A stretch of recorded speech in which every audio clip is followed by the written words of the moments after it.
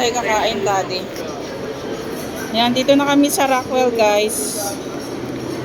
Yan, namili kami kung saan kami kakain. Puro Japanese restaurant. Ouch, ouch. Ang sakit ng leg ko. Nag-uilap. Sakit.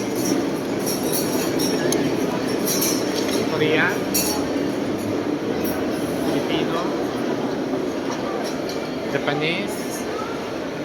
Saan tayo? Nunus? Ouch, ang sakit ng leeg ko. Hirap pa akong kumain nito. So, tandaan kayo kakain.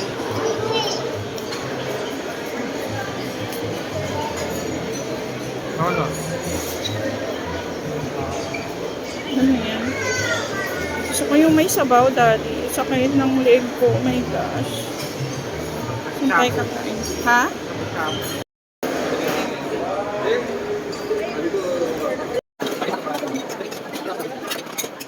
Hindi ka, daddy. Buki. Buki. Kasi masabaw. Hindi lang, hindi kasi hindi ako makakain masyado. Masakit yung ano. Spicy. Ayoko. Ay, noodles na lang kaya. Di ba tokboki maano din yan? Pero masarap ito buki. Saka yung ano.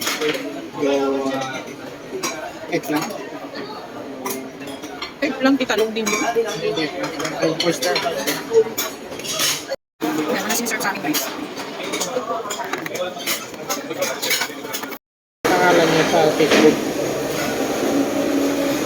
Kaya hindi ko alam. Doon na lang sa to. Sarap ng ulam namin, guys. So, ayan. Noodles muna ako kasi kailangan ko sabaw. Tapos, this is my favorite tteokbokki. Ito yung binibenta ko sa PNB, guys. Dati. Ngayon, hindi na. Shout out kay Ann, gumagawa ng tteokbokki. Ang sarap niyang gumawa nito. We try lang kung masarap nga dito. Kasi, ano to eh, Korean food. Korean food. Ayan. Kaya.